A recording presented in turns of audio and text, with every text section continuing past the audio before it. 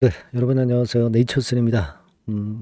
시장이 코스닥, 코스피 전부 폭락을 하면서 서킷 브레이커가 발생이 됐었던 상황입니다. 이 역대 세 번째 이제 서킷 브레이커가 발동할 정도로 시장이 워낙 이제 상당폭 어려웠습니다. 그래서 코스닥 지수 자체도 지금 현재 그림에서 보시는 바와 같이 엄청난 폭락과 함께 막판에 이제 하락폭을 다소 만회했지만 그런 모습으로 마무리가 됐고, 네이처셀 같은 경우도 사실 네이처셀만의 조인트 스템이라는 큰 기대감 있는 재료가 있지만 뭐 시장이 대폭락할 때는 그 여파를 벗어나기가 좀 힘든 거죠. 근데 문제는 그거예요. 우리가 우리 월요일 시장을 이제 우리 증시도 하락을 한다라고 이제 본 건 맞는데 그 하락의 폭이 너무 과대하게 나타났기 때문에 이거는 예상을 하기가 참 어려운 겁니다. 그죠? 예를 들어서 한번 보세요. 나스닥 선물 지수가 오늘 장중에 한 4.7% 내렸습니다. 그렇다고 한다면 지난 8월 2일에 2.45%하고 그리고 오늘 장중에 4.7%하고 더하면 한 7.2% 우리 시장이 낙폭을 보이는 것이 이제 합리적이라고 봐야 되겠죠. 근데 코스닥 지수 기준으로 무려 11.3%나 더 크게 폭락을 하니까 자, 미국 시장을 보고 우리 시장을 예측을 한다는 것이 상당히 어렵죠. 네, 이 정도로 낙폭이 크고 지수 낙폭이 이 정도 되리라고 예상하기가 굉장히 어려웠던 그런 부분입니다. 어쨌거나 이제 네이처셀도 그 영향을 받아서 큰 폭으로 폭락을 해가지고요. 뭐 잘 아시겠지만 장중에는 저점으로 따지면 마이너스 10.78%까지 내렸다가 마이너스 7%로 그 낙폭은 상당히 축소하는 그런 뒷심을 보이긴 했습니다. 근데 여하튼 뭐 지금 현재는 뭐 어쩔 수 없는 상황이고요. 우리가 이제 수급적인 상황을 좀 보면 그래도 우리가 위안을 얻을 수 있는 게 개인은 순매도를 엄청 했지만 외인들이나 기관들은 순매수를 했던 네이처셀의 모습입니다. 네, 물론 이 외인이나 기관의 매수는 프로그램 매수도 포함을 하고 있겠지만서도 자, 그래도 이 정도의 외인이나 기관의 그 순매수가 들어왔다는 부분은 진짜 어려운 상황이지만 그래도 좀 도움이 됩니다. 물론 이제 기관은 금융투자 쪽이고 금융투자가 이제 단타 위주 이런 매매를 하기 때문에 크게 우리가 뭐 영향가가 있다고 볼 수는 없습니다. 하지만 이제 외인들이 순매수를 좀 보여준 부분이 그래도 좀 낫지 않느냐 이런 생각이 들고, 여하튼 간에 낙폭을 축소한 모습은 비교적 어려운 과정에서도 선전했다 이렇게 보이는데요. 자, 전체 시장에서 이런 모습이 보인 것은요. 네, 물론 미국보다 우리 시장이 급락할 때는 더 크게 얻어맞는다는 것은 우리가 알고 있습니다. 따라서 이제 그 부분도 영향을 미쳤지만은 여기 보신 바와 같이 일본 니케이 지수 같은 경우가 무려 12.4% 막 이런 식의 아주 큰 폭의 급락세가 나타난 것이 역시 우리 시장에도 또 영향을 준 것 같아요. 우리만 그런 것은 아니다라는 얘기죠. 예. 자, 그리고 우리 시장은 말이에요. 사실 지금 현재 공매도가 전면 금지가 돼 있잖아요. 공매도가 전면 금지가 돼서 이 공매도를 외인들이 치지 못하기 때문에 각종 파생 상품을 통해서 공매도와 비슷한 류의 매도를 행하는 것이다라고도 볼 수 있습니다. 공매도가 전면 금지가 됐기 때문에 공매도를 대체할 수 있는 어떤 파생 상품권을 이용한 매매를 하기 때문에 더 낙폭이 깊었다. 만약에 공매도가 금지가 안 된 상태라고 한다면 차라리 많은 공매도를 위에서 쳤다고 한다면 이런 경우에 이제 환매수가 들어오면서 주가가 반전을 하거나 낙폭이 축소될 수가 있죠. 지금은 공매도가 전면 금지 상태이기 때문에 파생 상품을 통해서 외인들이 장난질을 치다 보니까 낙폭이 더 커진 거 아니냐 이런 생각이 듭니다. 그러다 보니까 네이처셀도 뭐 그 영향을 안 받을 수 없었던 것 같습니다. 하지만 네이처셀은 프로그램 매수도 들어오고 외인 매수, 기관 매수라는 점이 좀 특이한 그런 플러스 요인입니다. 지금요, 개인은 일단 집중적으로 매도를 하고 있는 것이 오히려 네이처셀에는 주가에는 좀 도움이 되지 않느냐 이 생각을 할 수 있겠고요. 그리고 외인들이 이렇게 들어온 이유는 주가가 많이 내리니까 환매수를 한 부분도 있어요. 숏 커버링이 많이 들어왔었다 이런 생각을 하게 됩니다. 이 부분은 며칠 뒤에는 확인할 수 있겠죠. 원래 이제 공매도 잔고는 시차가 있기 때문에 그 점을 우리는 알고 있습니다. 그렇죠? 그래서 지금 지난 7월 31일 기준으로 공매도 잔고 네이처셀에 대한 부분은 그다지 그렇게 크게 변동은 없어요. 118만 주 정도 되나요? 네. 그 정도입니다, 지금. 그러니까 110만 주대에서 예전에 한 40만 주 갑자기 확 줄은 이후에 급격히 급증하거나 급감하지는 않고 있고 110만 주대 근처에 있습니다. 이것이 제가 볼 때는 며칠 뒤에는 좀 더 감소한 것으로 나타날 가능성이 좀 있어요.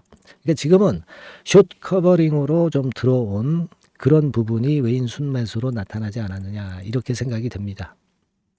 그래서 네, 그렇게 좀 생각이 들고 지금은 시장이 폭락하니까 그 영향을 우리가 그냥 폭락이 아니라 대폭락 아닙니까? 대폭락이기 때문에 영향을 안 받을 수 없었다고 보여지고요.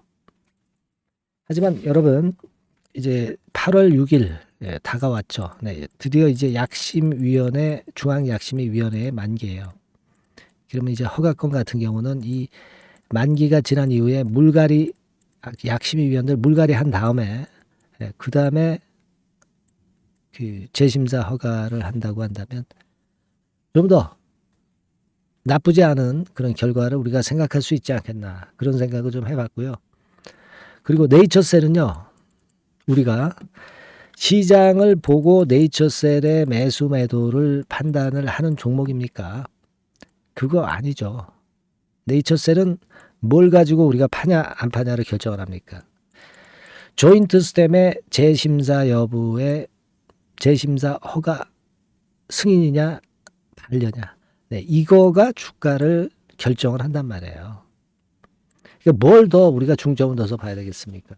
시장이 폭락한 건 좀 아쉽고 영향은 받고 있지만 실제로는 조인트 스템의 허가가 상당히 중요할 수밖에 없는 네이처셀의 주가예요. 그러니까 요걸 보셔야지 네, 이 시장을 봐서는 안 되겠다. 저는 그런 생각을 합니다. 그죠? 네, 그렇게 생각이 들어요. 그래서 오늘 굉장히 좀 어려우신 하루가 되었으리라고 보여지지만 우리의 초점은 조인트 스템의 허가 여부가 중요한 거지 시장을 보고 매매 여부를 결정하는 게 아니라는데 다시 한번 우리가 좀 여기에 포커스를 두고 생각을 해봐야 되지 않겠나 이런 생각을 합니다. 네, 그렇게 말씀드릴게요. 뭐 사실 뭐 다른 재료나 뭐 이런 건에 대한 부분은 그다지 없었고요. 전체 시장에 연동을 한 것 같습니다.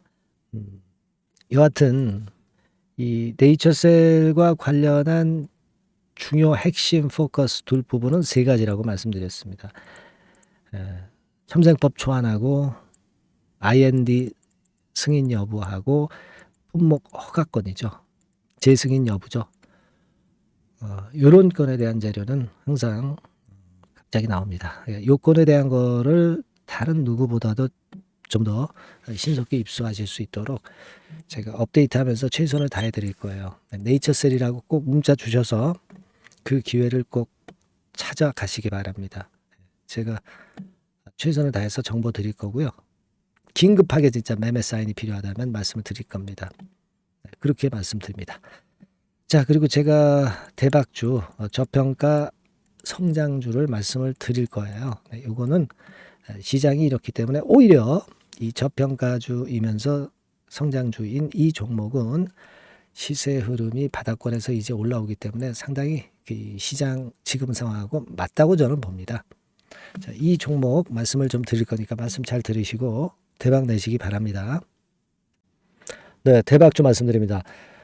자, 요즘 시장이 상당히 힘들기 때문에 여러분들이 테마주를 따라서 뭐 개별주를 한다 하더라도 미리 그 테마를 알고 들어갔다 하더라도 주가가 먼저 많이 밀리고 나중에 반짝하는 경우가 많아요. 그러니까 이 중소형 개별주도 쉽지 않고 그렇다고 해서 이제 대형주 섹터를 들어가 봐도 되게 뭐 2차 전지, 반도체 뭐 이런 쪽들 매매해서 수익을 내기가 상당히 힘듭니다. 그러니까 이런 때에는요, 저평가된 종목을 매수해서 대박을 내는 것이 그것이 지금 이런 타임에는 상당히 저는 맞다고 봅니다. 근데 그냥 저평가만 됐다고 해서 네, 이런 종목만 우리가 국한해서 하는 것보다는 성장성까지 겸비한 종목을 매수를 하는 것이 필요합니다. 사실 이게 이율배반적이기도 하지만 이거 두 개의 성격을 다 겸비한 그런 종목이 있어요. 이 종목을 제가 한번 찾았는데요. 그래서 오늘 말씀드릴 종목은 저평가주이면서도 성장주입니다. 자, 목표는 되게 우리가 과거 시세 대비해서 이제 막 생바닥에서 올라가는 것이기 때문에 되게 더블 내지 세 더블 정도 요 정도 가야 이제 매물이 있거든요. 그 이전까지는 매물이 없어요. 그래서 목표는 이렇게 잡아볼 필요가 있다. 이렇게 말씀 좀 드리고 싶고요. 섹터는 여러분들 이미 올라갔다가 많이 올라갔다가 내리는 종목들 이런 것들은 반등을 주고 더 밀려버리는 그런 속성이 있기 때문에 제가 볼 때는 좀 신선한 쪽에서 섹터를 구하시는 게 더 좋아요. 그래서 조금은 최근에 아주 크게 오르지 않았고 이제 막 올라가기 시작하는 이 엔터테인먼트 섹터 중에서 하나 선택을 해봤어요.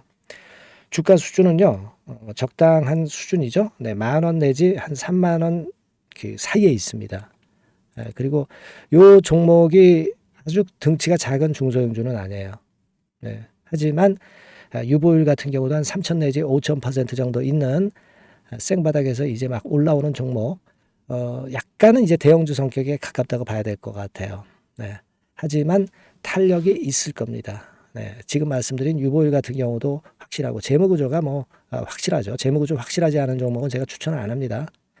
유동성 현금, 그러니까 단기간에 현금을 만들 수 있는 유동성 현금이요. 여러분 한 3,000억 내지 4,000억 정도 있어요.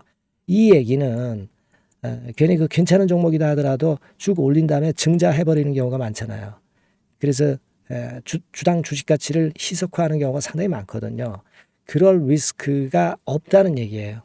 그죠? 네, 그런 부분입니다. 유동성 현금이 이 정도로 많아요, 여러분.